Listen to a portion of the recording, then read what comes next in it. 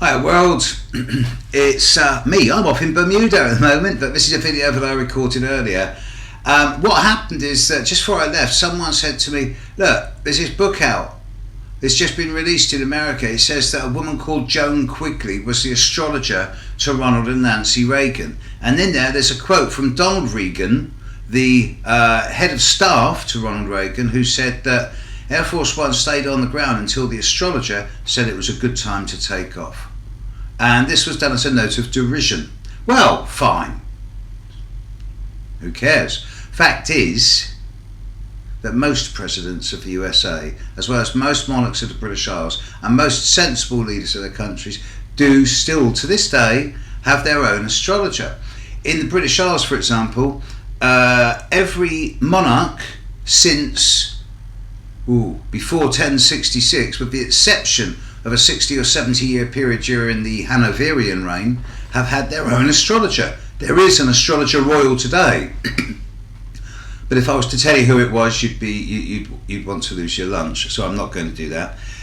Similarly in America, it's well known that Henry Kissinger, to quote Sidney Omar, is gung-ho on astrology. Roosevelt had his horoscope carved into a chessboard. Even Hoover was mildly interested in astrology, strange though that may seem. And it is a fact that American presidents of a more recent era have always held an interest in astrology. This is most exemplified by Ronald Reagan, admittedly. Thing is with Reagan, it wasn't really him.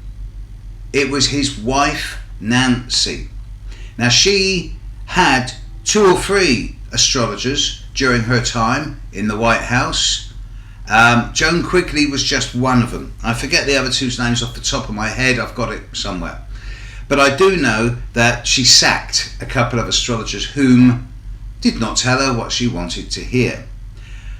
Nevertheless, I think it was Joan Quigley who actually was the advisor to the Reagans from an astrological perspective at the time that Reagan was the governor of California and was running for president.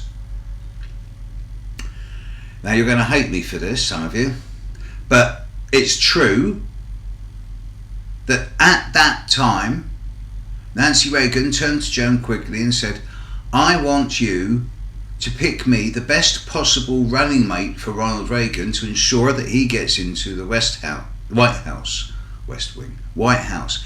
And here's the list of potentials. And Nancy gave Joan Quigley a list of 5 or 6 different potentials who were being potentially touted as running mate for Ronald Reagan. And Joan Quigley then turned around after looking at all their daytime horoscopes and said, well, the only one you can run with is this guy. His name's George Bush Sr. The reason you've got to run with him is because Reagan is an Aquarian and Bush is a Gemini. Bush will back him up. Bush won't get in the way. He'll be nice and mutable and he won't be a challenge to Reagan, but neither will he cause any trouble. So this is why Ronald Reagan chose George Bush Sr. as his running mate. From this, it might be said that therefore astrology and astrologers are to blame for the Bush dynasty. Maybe. I just find it ironic that one right move, one wrong move brings generations of change. So yeah, every single move you make changes the future in some significant way. Imagine if she'd chosen Hubert Humphrey, for example. Astrology is featured throughout history. There's never been a time when it hasn't been used by royals or leaders to at least help, even in today's world. For example, one very famous leader in the Far East abhors astrology, primarily because his wife loved it and he divorced her. He's still got astrologers working for him. It's everywhere, folks. Every decent banker, every decent monarch, every decent leader of business, quote JP Morgan, millionaires don't use astrology, billionaires do. It's around, it's going to be around for the long-term future. Make use of your astrologer. Catch you later. Bye.